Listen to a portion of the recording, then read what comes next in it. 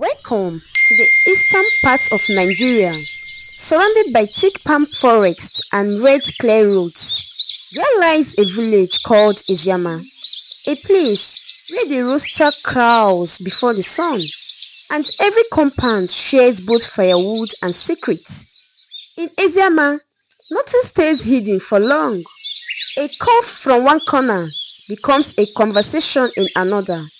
It is a village where people lived closely, perhaps too closely.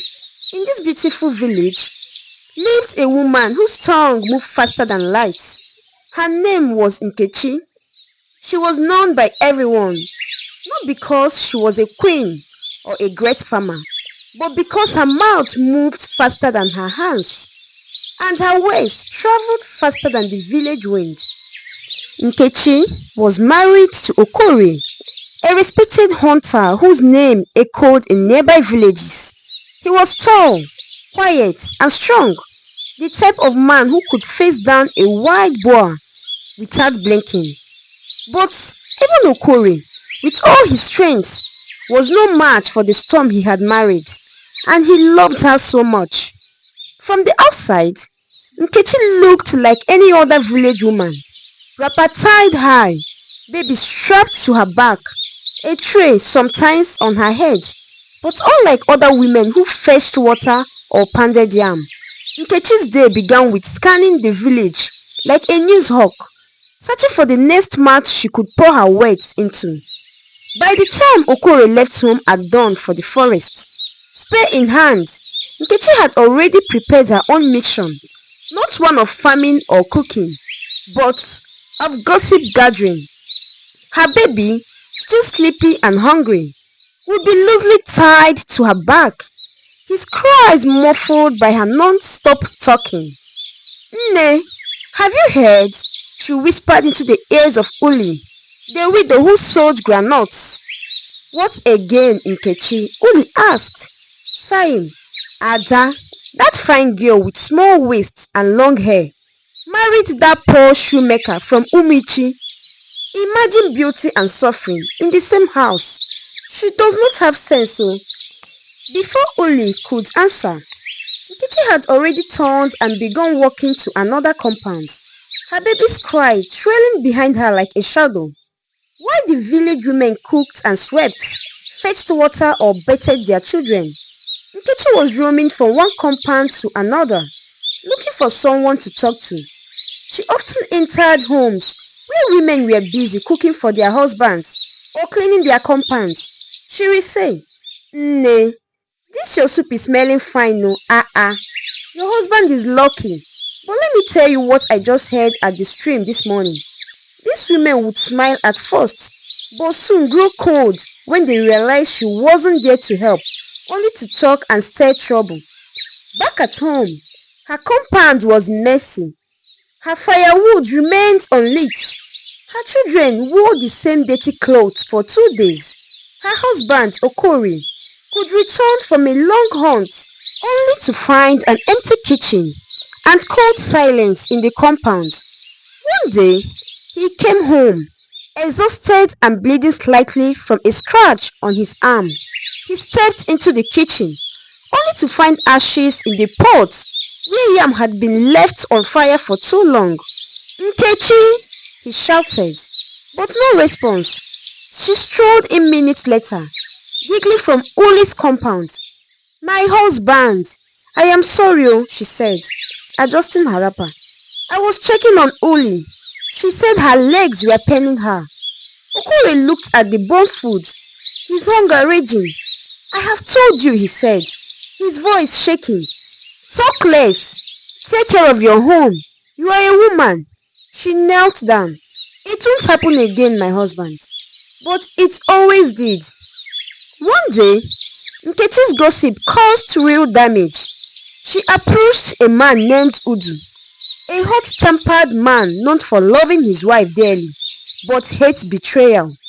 She whispered, "Udu, please so, don't say I said it, but I saw Nkiruka, your wife, walking into the bush path with that man named Chika.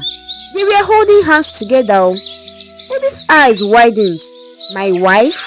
Are you sure? Don't ask me, oh. Just pray I am lying, she said. That night, Odi returned home like thunder. He beat his wife until neighbors pulled him off. The next day, Nkechi told another group, Odi is an animal. He nearly killed that sweet wife of his. Ah, Nkiruka is like a dove. She can't even hurt a fly. No one knew she was the fire starter behind the drama. Nkechi's baby suffered the most. One day, she went to the stream with other women. After stirring up another rumor, she became so engrossed in gossip that she forgot her child on the riverbank. Hours passed. Little Ego, a 9-year-old girl, found the baby crying by the edge of the stream. She carried him home, his body covered in sand. Ego's mother shouted, "Again? This woman wants the gods to punish her." But still, no one confronted Nkechi. That evening, Okore sat his wife down. "Today, your child was found at the river. Do you want to kill him with your carelessness?" "I was only fetching water." And she began, "Stop it! Must you put your mouth on everyone's matters? One day your tongue will destroy this home," Okore said. She sobbed loudly. But the next morning, she was back in someone's compound again. It was a bright morning in Eziama. Birds chirped. Women bustled through the red earth market square, balancing baskets on their heads and calling out greetings. For once, just for once, for a long while, Nkechi had left home early for a genuine reason, to buy tomatoes and peppers to cook stew for her children before they went to school. Her husband and children were waiting for her at home. As she crossed into the market, her eyes widened. There stood Ego, her childhood friend, whom she hadn't seen in years. Ego had married into another village, but had come to Eziama's market to buy food. Nkechi called out, "Ego! Chai! Is this not my friend? Ego Nwam!" Ego turned surprisedly. "Nkechi, look at you. It's been so long. You haven't changed one bit." Nkechi smiling and holding Ego's hands. "You look good, my dear. How is your husband, your children? You are shining, oh." Ego replied, "We are fine, my sister. Life is not easy, but we thank God." The two friends chatted for a few minutes, laughing softly, but as always, Nkechi couldn't resist turning the sweet reunion into something else. Nkechi said, "My dear, have you heard about Nneka, the one that used to live near the stream? She has left her husband though, and I heard he caught her with another man." Ego glancing at Nkechi. Okay, Nkechi, I am rushing. I need to go and cook. My husband and children haven't eaten. We will talk another time." Nkechi frowned her face. "Just like that, you are leaving? Okay, oh." "Nkechi, there is time for everything. My home needs me," Ego said. With that, Ego adjusted her basket and walked away. Nkechi stood there, offended, not by what Ego said, but that she didn't listen. Minutes later, Nkechi approached a garri seller nearby, a chubby, cheerful woman, fanning flies away from her tray. Nkechi started her gossip. That lady I just spoke to, that's my childhood friend. But let me tell you the truth. She's not happy. She just pretends. I don't think her husband fits her well. I even heard he doesn't allow her to visit people." The Gary woman replied, not looking interested. Nkechi laughed. "All these marriages shine outside, cry inside." As she spoke, her own child cried loudly from her back, his clothes soaked with sweat. She shook him lightly. Nkechi murmuring, "Keep quiet, you are always crying." She continued roaming through the market, stopping to talk to a woman selling smoked fish, then another arranging vegetables, always talking, never buying anything. Meanwhile, at home, Okori sat on the wooden bench outside their hut, watching the sun climb. He had prepared the children for school and was waiting for Nkechi to return with food. He waited and waited and waited. One of her child rubbing her eyes. Papa, I am hungry. Okori entered the kitchen. Nothing, no tomatoes, no firewood, no rice. He shook his head and quietly peeled yam, poured water into the pot and cooked it with leftover oil and a pinch of salt. He fed the children and watched them leave for school. Still, Nkechi was not home. When Nkechi finally returned hours later, still smiling and chewing granuts, Okori was sitting quietly in the compound, his hands folded. He didn't raise his voice. Nkechi, I gave you money to buy tomatoes and cook. You left before sunrise. Yet, the food was not ready. Your children went to school with empty stomachs. Nkechi, acting defensive.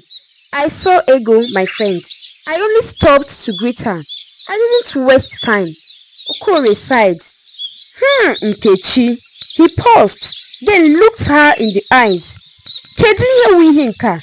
Ka ihe mere unu na-emago ntu esi emechi ọnụ gị? Meaning, what is this? Why can't you close your mouth? Stop gossiping. You will not die. Focus on your family. She stood silently, her wrapper now dropping from exhaustion, and for a moment, just a moment, she had no words. The next morning, something strange happened in Eziama village. For the first time in years, Nkechi didn't step out of her compound. Men and women passed their hoes on their shoulders. Children skipped to the stream. But Nkechi remained in front of her house. She had pulled out a small stool, sat with her baby beside her, wrapper tied tight, and a smith on her face. Nkechi talking out loud. Today, I will change. I will not enter anybody's house. I won't walk from compound to compound. Let me just sit down in my house and mind my business. Just then, a woman walked by, carrying cassava on her head. Nkechi called her out. Obiageli, are you still going to that market where they cheat people? That woman that says Ogiri, she measures with a crooked bowel. Be careful. The woman chuckled and walked on. A few minutes later, a teenage boy passed. Nkechi said, Chike, you are still wearing that trouser. Didn't your uncle send you money last week? Then came a young married woman passing with her baby, tied neatly, her head high, dressed like someone important. Nkechi to herself with loud voice. She's walking fast oh. I hope he's not at that same man's house again. She shook her head and laughed. Nkechi, laughing proudly. At least, I am not gossiping. I am just talking to people, and I don't go anywhere. I am in front of my house, minding my business. In her mind, she had turned a new leaf. But truly, she had only changed location, not character. As people passed, she commented on everyone, from the way someone's head tie looked, to why the village tailor had stitched one woman's blouse too tight. By noon, she had already spoken to 50 people, made 49 unsolicited comments, and dropped 48 rumors disguised as friendly advice. When her husband returned home and saw her sitting quietly at home, he was surprised. Okori curious. Nkechi, you didn't go anywhere today. Nkechi grinning. I told you, my husband, I have changed. He nodded quietly. But as he entered the hut, a neighbor passed and called out to Nkechi. Nkechi, I heard everything that happened in this village today. Oh. Your mouth didn't sleep. Nkechi laughing. It's not gossip. Oh. I was just sharing information from my compound. And so, Nkechi changed, but only in her own eyes. For the villagers, the wind of her mouth still blew strong, even if it blew from her doorstep. One afternoon, Choma, a beautiful young maiden newly married to Uzunna, was walking in her farm under the hot sun. Her hands were dirty, but her heart was pure. She had only been married for 2 months and loved her husband deeply. Her farm bordered that of Ikenna, a humble boy working with his aging father. When Choma was done harvesting, she needed help lifting the heavy basket. Choma called out to Ikenna, Ikenna, Biko, help me lift this thing to my head. My back is aching. Ikenna, kind-hearted and respectful, hurried over. As he bent to help, the edge of Choma's wrapper slipped from her waist and fell to her feet. She gasped, laughed, and quickly bent to tie it back. But unknown to them, Nkechi was passing by. She saw the moment from a distance, squinted, and like a force, tiptoed away. But not home. No, never. She went straight to Choma's husband. Nkechi stormed into Izuna's compound, panting as if she had run for her life. Nkechi breathing heavily. Izuna, my brother, please, forgive me. I didn't want to say this, but my conscience would let me rest. Izuna, concerned, what is it? What happened? Nkechi said, Choma, your wife. I just saw her with Ikenna. In the farm, he was holding her waist. Her wrapper was on the ground. I am sorry, but I saw it with my own eyes. Izuna's face turned red. His hands clenched. He roared like a wounded lion. After all I did for her, I bought her the latest wrapper in the whole village. I bought her fine shoes, new handbags, and she dares bring shame to my house. By the time Choma returned from the farm, dusty and tired, she saw her bags already packed, sitting outside the hut. Izuna stood over them like a gatekeeper of fury. Izuna shouting, You betrayal! You cheat! You brought shame to my name. You can go back to your father's house. Choma stoned. My husband, what are you saying? What did I do? I swear on the gods, I haven't done anything wrong. She wept and begged, but Izuna refused to hear her. And so, Choma, humiliated and heartbroken and confused, walked back to her father's compound. At home, Choma sat silently, refusing to eat. She kept murmuring to herself, My marriage is barely 2 months old. What did I do? I have never cheated. I only asked for help.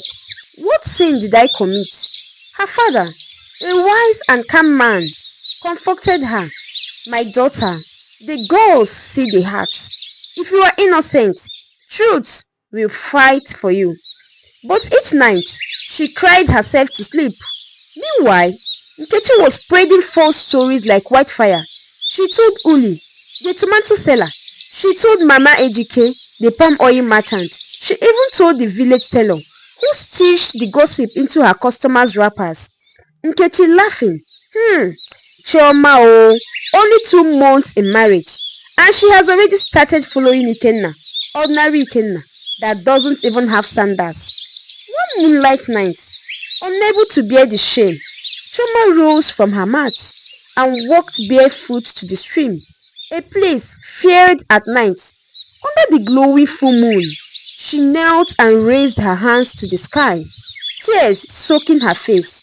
She screamed, "O earth, if I am innocent, fight for me.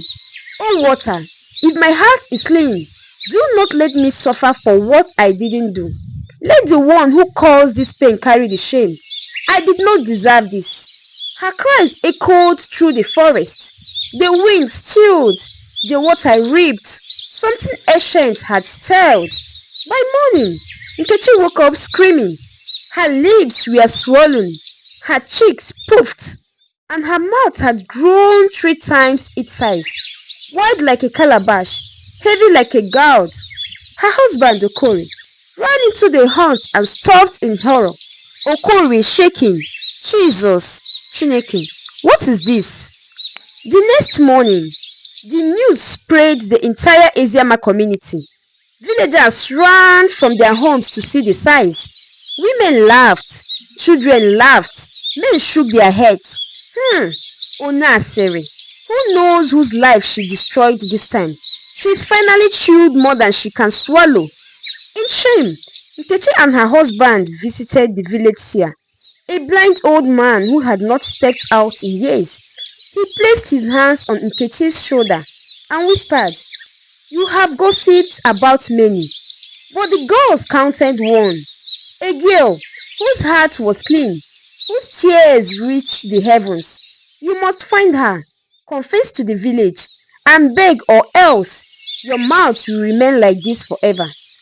Okore, Nkechi's husband, asked, "And what if she apologizes? Will her mouth come back to normal?" Sia answered and said, "Then she will carry the mat for 7 years as punishment and reminder, and after 7 years, her mouth will come back to normal, and she must stop gossiping." Nkechi ran to Izuna's house and fell on her knees. Nkechi sobbing, "I lied.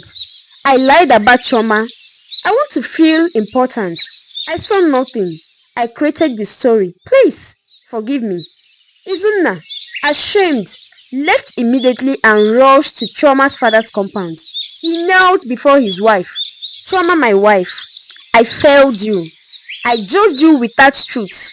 I let another woman's mouth ruin our love. Please, come back."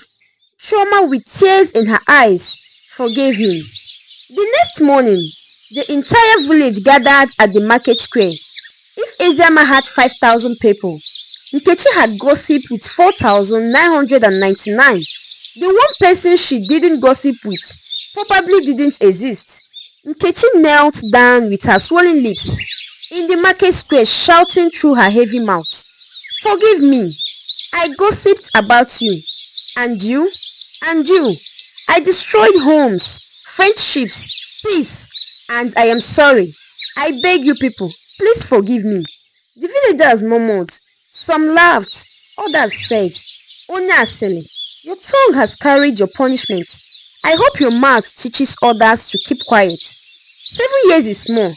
If not for mercy, you did live with that mouth forever." Nkechi now lives with her heavy big mouth. She walked through the village quietly, ashamed. When children see her, they whisper, "That's her, the woman who gossiped too much." And though she now tries to do good, cook well, and sweep her compound, no one forgets. The gods may forgive, but Eziama never forgets. Moral lesson: words can build or destroy. Be careful what you say, and even more careful about who you say it to, because the gods are always listening. And so, Nkechi, the woman whose mouth scattered homes, now walks through Eziama with the weight of her own words hanging from her face. She begged, she wept, but the damage had been done. Let this be a lesson to all who find pleasure in other people's pain, that a gossiping tongue may seem sweet for a moment, but its consequences can last a lifetime.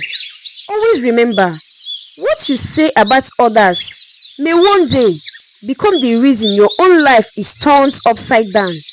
Because in this world, the gods may forgive, but the people never forget. Think before you speak. Minding your business is peace. Thank you for watching. Please don't forget to like and subscribe. Please click the notification button to get notified whenever we post new amazing interesting stories. Thank you for watching.